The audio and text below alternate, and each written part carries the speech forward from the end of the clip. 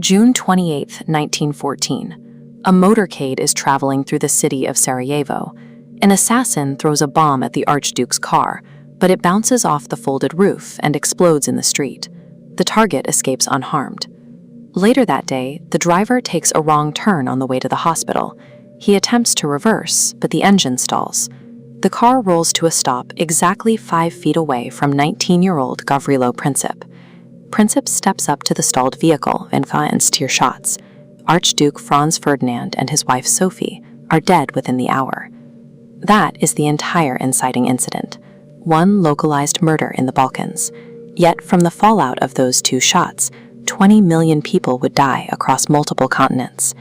The political response was immediate. The Austro-Hungarian Empire, seeking to crush Serbian influence in the region, declared war on Serbia in retaliation. Princip's bullets acted as a match lit in a room Europe's leaders packed with high explosives. To understand the Great War, we have to look past the assassination. We have to forensically examine the 4 specific pillars of the geopolitical doomsday machine that had been under construction for years. By the late 19th century, a capitalist drive for new markets pushed European empires to expand their borders relentlessly. They required a constant stream of raw materials and cheap labor, leading to the rapid colonization of Africa and Asia. Holding these global territories required massive military presence. If one nation claimed a new port or a diamond mine, its rivals felt forced to build the weapons necessary to take it. This graph tracks the combined military budgets of the 6 great powers from 1870 to 1914.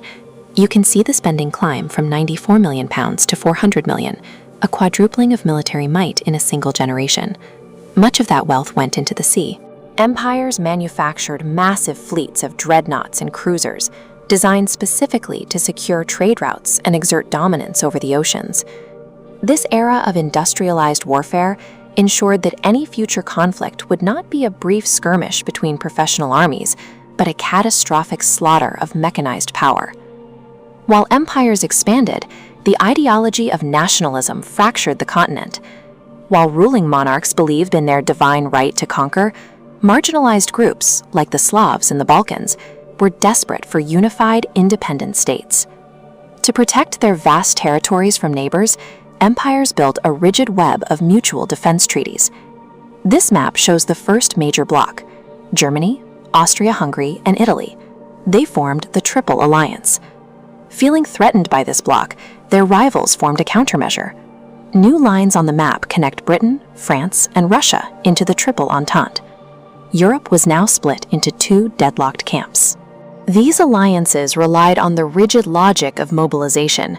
Because moving millions of men took weeks of preparation, any neighbor's troop movement was treated as a declaration of war.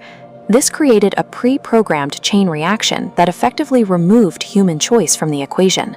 In July 1914, that chain reaction activated. Austria-Hungary attacked Serbia, which acted as the tripwire for the entire continent. The dominoes fell exactly as the treaties dictated. Russia mobilized to protect Serbia. That automatically triggered Germany to mobilize for Austria-Hungary, which in turn forced France to step in for Russia. Britain joined to protect its allies and its own global assets, dragging its colonies in India and Africa into the conflict. A regional dispute in Sarajevo was now a global war. The diplomatic systems built specifically to keep peace functioned perfectly to engineer a world-ending catastrophe. The command structure of this global slaughter was driven by a tragic absurdity. The rulers at the center were family members. The British state was led by King George V. Commanding the Russian forces in the east was his cousin, Tsar Nicholas II. Completing this lethal family feud was their cousin, Kaiser Wilhelm II of Germany. These monarchs used jingoistic propaganda and heroic poetry to sell the war to the working class. These posters portrayed the battlefield as a noble duty, a glorious adventure of discipline and national pride. Millions of recruits were fed into an industrial meat grinder. Instead of glory, they found the bleak reality of the trenches: mud, disease, and mechanized death. The common soldiers quickly realized they had no organic reason to kill one another. Across the lines, they faced men with similar backgrounds and identical fears. During the spontaneous Christmas truce of 1914, soldiers simply stopped fighting. They shared food and sang together in no man's land, humanizing the very people their leaders told them were monsters. Military commanders responded with a brutal crackdown. They threatened to execute their own men for treason unless they resumed the slaughter immediately.